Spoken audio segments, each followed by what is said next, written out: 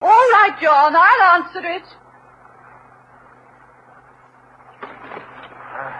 This is a home of Dr. Watson. Please to help. Gracious. Oh, come in. Come in. These are not surgery hours, but the doctor is in. I'm sure he'll see you. Come in. Let me help you. John, dear, a patient. Please come quickly. Hurry, dear, hurry. I'm all right. Just to sit down. What is it, sir? Oh, heavens, this man does look in bad shape. On the contrary, Watson, for a man of my years, I have never felt better. Oh, it can't be. You'd be dead for years.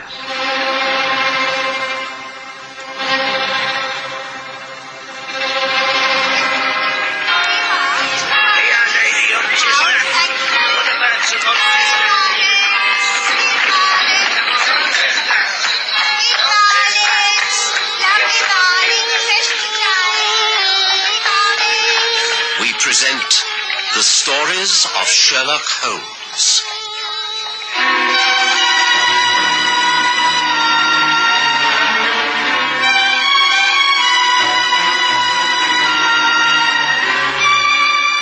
Tonight, His last style.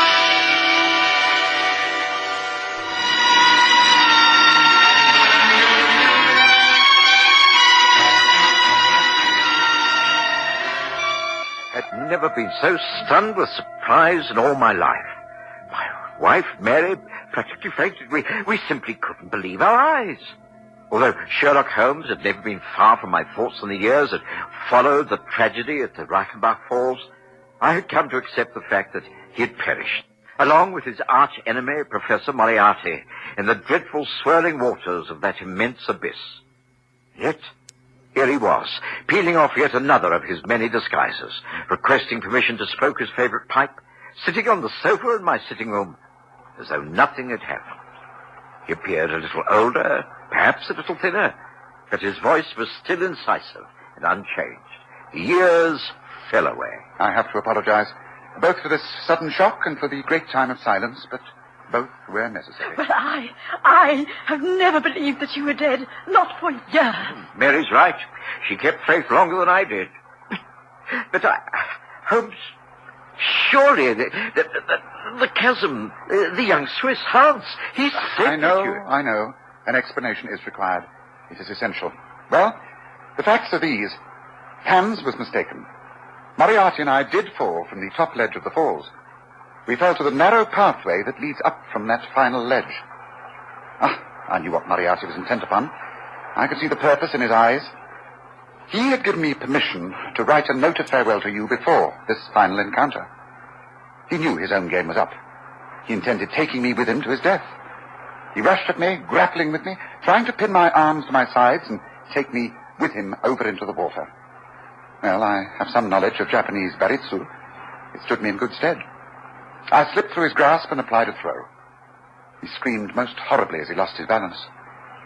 With my head over the brink, I saw him fall a great way. He struck a rock and then disappeared into the foam. But the tracks. I saw with my own eyes that two men went down the path, but none returned. No. I think my brain has never worked more speedily. Fate had placed a great chance my way. I'd long wished to retire. I knew that for as long as the world had faith in me and I lived in Baker Street, I should never be left in peace. Here was my great opportunity. If I could get out of the falls alive, then I could start a new life. I climbed the face of the cliff. That's impossible. The face wall is sheer. Not quite. I decided to attempt it. If I failed, then Moriarty would still win. If I succeeded, I could enjoy a life of retirement. And it was by far the hardest climb of my life. At times I imagined I heard Moriarty's voice screaming at me out of the depths. But I managed it. Well, I will not bore you with the details from then on. I took my time before returning to England. There was only one man who knew the truth. My brother, Mycroft. Oh, Holmes, don't you think that you could have... It wasn't that I didn't trust you and Mary, Watson, but I preferred it this way. We would have been bound to have taken up our friendship again. Others would have found out, Mrs. Hudson, Lestrade. I simply could not afford to take that chance. I still think... I don't care, John. I don't care. Whatever Mr. Holmes says is all right as far as I'm concerned. I believe him, and I stand by him. I will remain silent about all this. Oh, I'm so pleased. I'm so pleased and relieved. Oh, dear. I don't know if I shall laugh or cry. Oh, do neither, my dear. Why not go and brew us all a good strong pot of tea? I think that will do us all a power of good. Excellent suggestion. Oh, yes. Perhaps you're right, dear. That is a good idea. What a morning. What a wonderful, wonderful morning. Well, you seem to be well settled, Watson. The years have been kind to you. And Mary is unchanged. Yes, we have a lot to be thankful for. Oh, but now come, Holmes, to the second part of your explanation. Why now? Why suddenly, after all this time, have you come back into our lives? Good question. I made sure my retirement was complete. I lived the life of a hermit among my bees and books in a cosy cottage on the South Downs. But, through Mycroft, the only man who knew of my existence, I've been forced into action again. You see, Watson, this is 1914. And in the summer of this year, war will be declared. The greatest war this world has ever known. A world war. Oh, Holmes, you can't be serious. But there are always rumors of war, always quarrels with Ireland, arguments with Germany, disagreements with the French, but an open conflict? Oh, never. How I wish you were right. But the Kaiser has already made his plans. You'd be amazed if you knew how riddled this country is with German spies. It is inevitable, Watson. And that's why for some months now I've been engaged in counter-espionage. I can tell you that at this moment 2 gentlemen are engaged in a most important conversation in the garden of a large mansion just south of this city. One is known as von Bork, a remarkable man, the most devoted of the Kaiser's agents. His companion is Baron von Herrling, the chief secretary of the German legation in this country. Now they are putting the finishing touches to a plan that is the culmination of von Bork's work over the years. So far as I can judge the trend of events, you should be back in Berlin within the week. You will be surprised at the welcome that awaits you. Your work in this country is most highly thought of. Oh, the English are easy to deceive. I have achieved everything simply because I am a born sportsman. It is not a pose. I hunt with the English squires. I play polo. I match them at it every game. I box against the young army officers and sail against their best yachtsmen. What is the result? No one takes me seriously. Quite a decent fellow for a German, you know, old boy. And all the time in this quiet country house of yours lives the most astute Secret Service man in Europe. You are a genius, my dear von Bork. You flatter me, Baron, but I certainly make claims that my 4 years in this country have not been unproductive. I have never shown you my little store, have I? No. Would you mind stepping this way for a moment? Certainly. After you, Baron. Dankeschön. I must, of course, claim protection from the embassy for the important papers that I shall be taking with me. Oh, naturally. You have already been booked in the embassy entourage. There will be no difficulty for you or your baggage. Of course, it is just possible that none of us will have to go.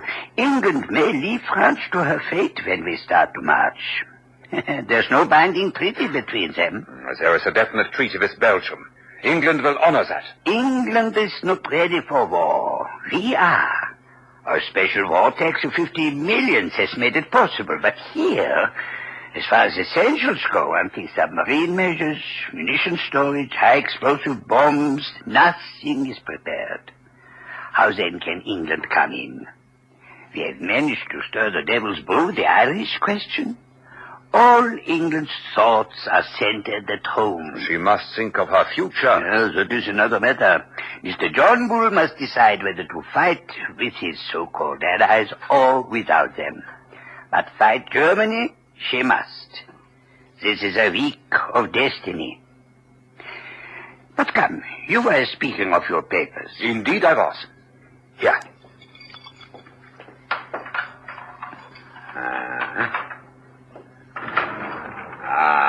There. See, the safe is opened. And here, in neat files. See? Harbor defenses, aeroplanes, Ireland, Egypt, all under their headings. Portsmouth forts, the Channel, Each file is filled with papers and plans. Brilliant. Oh, not bad for the hard-drinking, hard-riding country squire. But the gem of my collection has yet to come. It will go here under naval signals. But you already have a good dossier here. Oh, out of date and a waste of paper.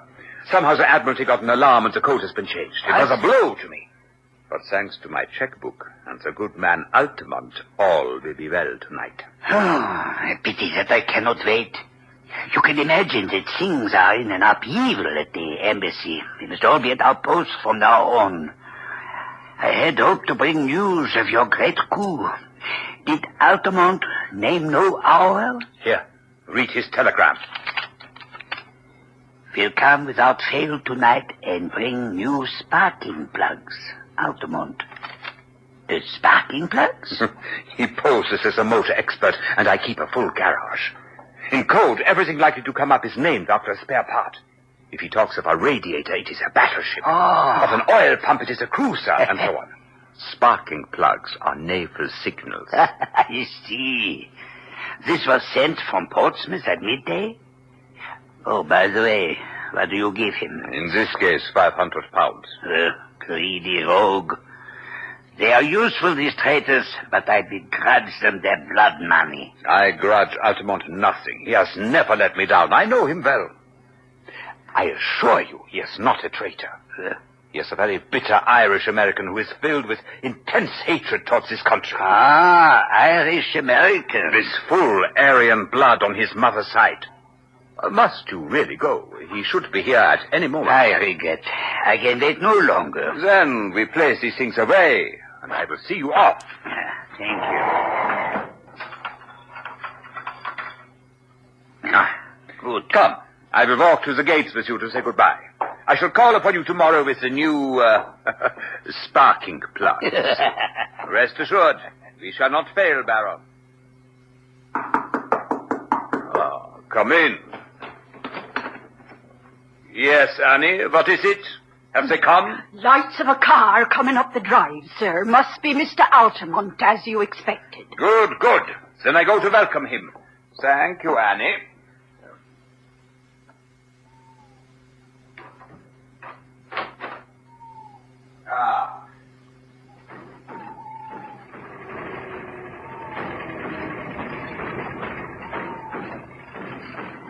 Just fine, Smith. Staying way behind the wheel, huh?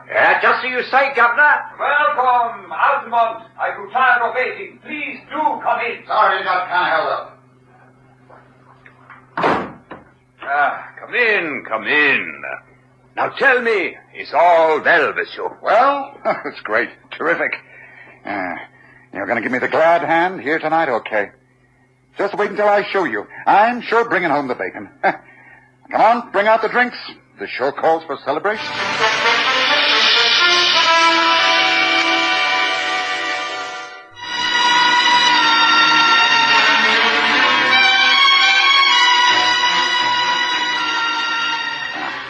Here's Mutton, you all right? Good health. And the signals? Just as I promised. Every last one.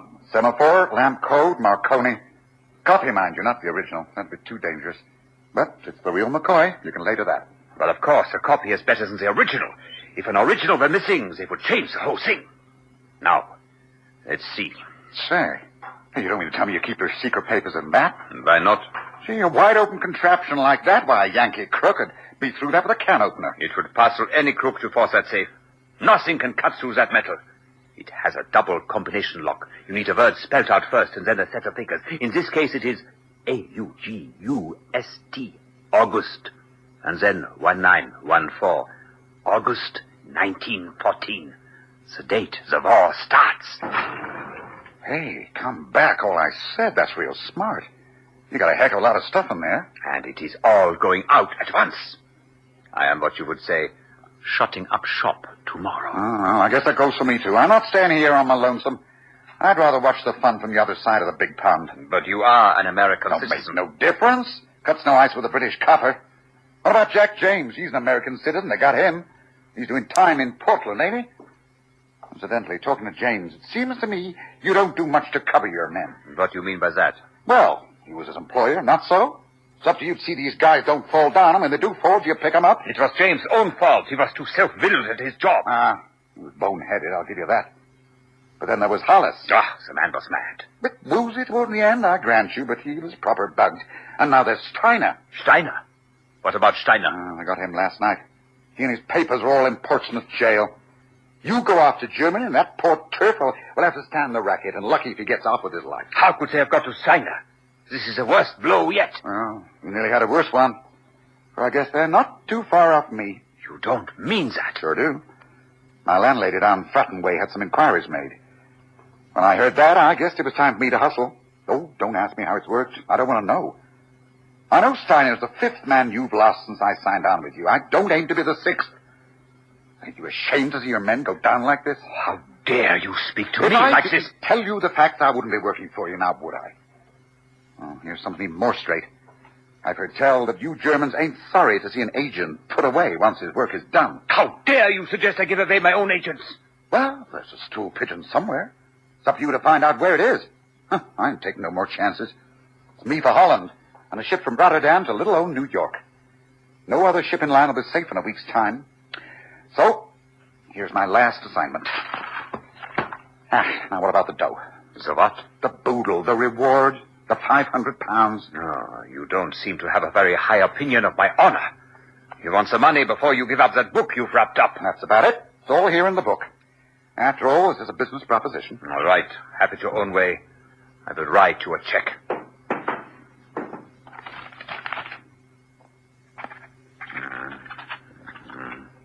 Here we are. This should be sufficient. Now place the book down there on the desk. After all, I don't see why I should trust you any more than you trust me. There. There is the check on the table. Now let me examine the contents of your parcel. I claim the right before you take the money.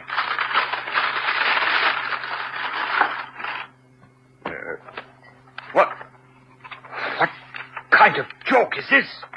This says the practical handbook of bee culture. Altamont, what kind Gently now. Gently. Let the chloroform do its work. That's it. Another glass, Watson? Or should I say Smith? Don't mind if I do, Governor. You know, Holmes, I think this is the first time I've given an impersonation for you. Well, let's hope it will be the last. And there he is, poor fellow, flat out on his own sofa while we enjoy wine from Franz Joseph's special cellar at the Schönbrunn Palace.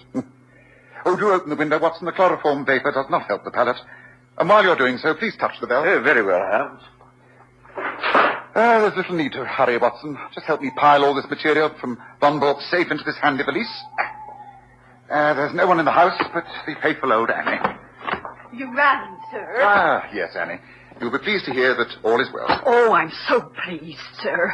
Oh, dear. He does look bad, don't he? Simply out cold for a short while, Annie. Nothing serious. Oh, he was quite a kind master, sir, within his rights, of course. He actually said he would pay for my passage to Germany. Can you imagine me living out there with all them Huns? It would hardly be suitable, would it, sir? Hardly. Thank you for your help. Now, would you be kind enough to take all these things and place them into my car? Also, telephone to my brother Mycroft and report that all is going exactly as planned. Very good, sir. It'll be a pleasure, sir. Are you sure you can handle his nid? I think so, Annie. I think so. But that will be all. Thank you. Thank you, sir. Well, Holmes, so far so good. You must have been impersonating this American Altamont for some time to have ingratiated yourself so deeply in the favor of von Bork. It's taken nearly 2 years and entailed actually living in America. But now I can return to my books and my bees. Here is my magnum opus, my book on bees. I intend to write a second volume, Observations on the Segregation of the Queen. Have you never missed the old life, catching of ordinary, everyday criminals? Not really. The passing of Moriarty, I rather lost interest. It was only when the Prime Minister himself appealed to me, through Mycroft, to enter the game again and tackle this gentleman von Bork, that I felt any enthusiasm. Von Bork is a superb spy. He matched the English in everything. That's why I assumed the role of an Irish-American and was persuaded to join his team. Since then, I've managed to make most of his plans go subtly wrong, and I've placed 5 of his top men in prison. I heard that. I heard what you said, Altamont. Good. Because you, Herr von Bork, will be the 6th bird in the cage. I shall get level with you, Altamont. If it takes me all my life, I shall get level with you. That was the favorite remark of the late, but far from lamented, Professor Moriarty. Colonel Sebastian Moran was also known to have muttered it. Damn you, Altamont, for a double-dyed traitor. I am no traitor. Neither am I Altamont. Surely my speech now shows you that I am not an American. Altamont of Chicago had no existence, in fact. I used him and he is gone. Then, who are you? It's really immaterial to you, Herr von Bork. But I've had dealings with you and your kind. It was I who brought about the separation of Irene Adler and the late King of Bohemia. I also saved from murder Count von Grafenstein, your mother's elder brother. It was I... There is only one man. You are Sherlock Holmes. But they told me you died years ago. The High Command. It never does to believe the High Command. Now, if you'll be so kind, we shall take you to the car and then to Scotland Yard. You are not the police. You have no right under British law to threaten me and abduct me. You are kidnapping a German citizen and stealing his private papers. They will reject you. I will take that chance. Now, come. Watson, take the papers. Right. Von Bork, come. No point in resisting now. This is the end. No. Stay where you are. The almighty Sherlock Holmes. You chloroformed me, dragged me down here, and forgot to even see if I was armed. The revolver, my German service revolver, left in my inner pocket. Well, this is the end.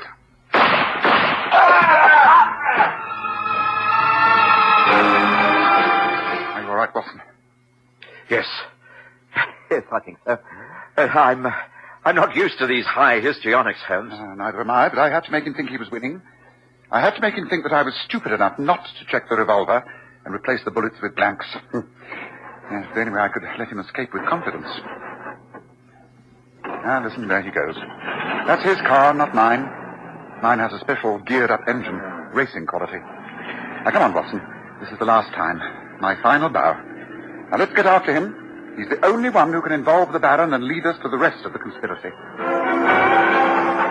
Holmes took the wheel of the motor car, and as we raced up the country lanes and out into the well-made roads, I pondered yet again on this strange twist to the autumn of our lives. Gone were the hansom cabs. Taxis were now replacing them. There were even motor buses, and the horse bus was fast disappearing.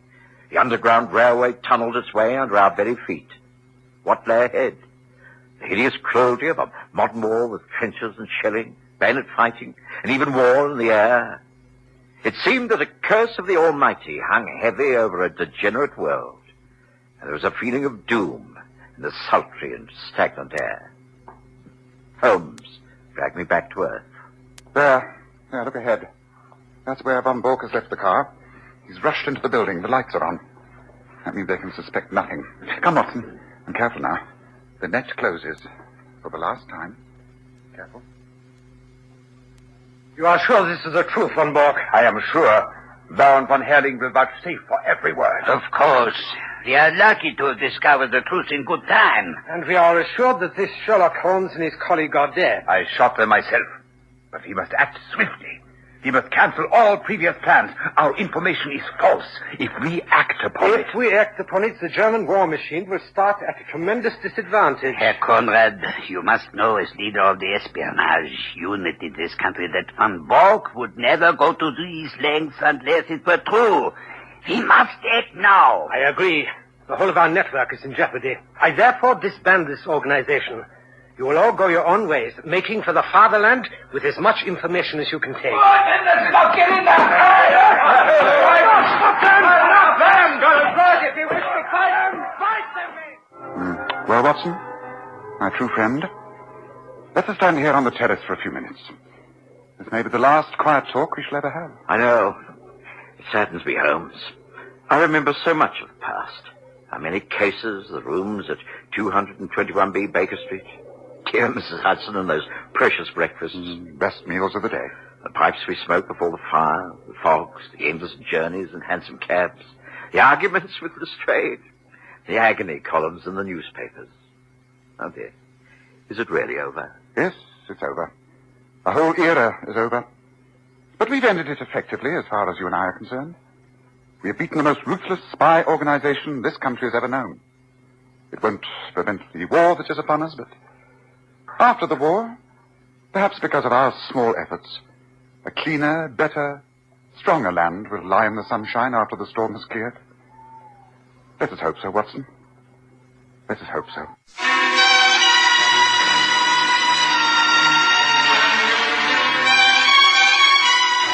For 5 years, Graham Armitage has played Sherlock Holmes, and Kerry Jordan has taken the part of Dr. Watson. And the series was written and produced by Dennis Folbig.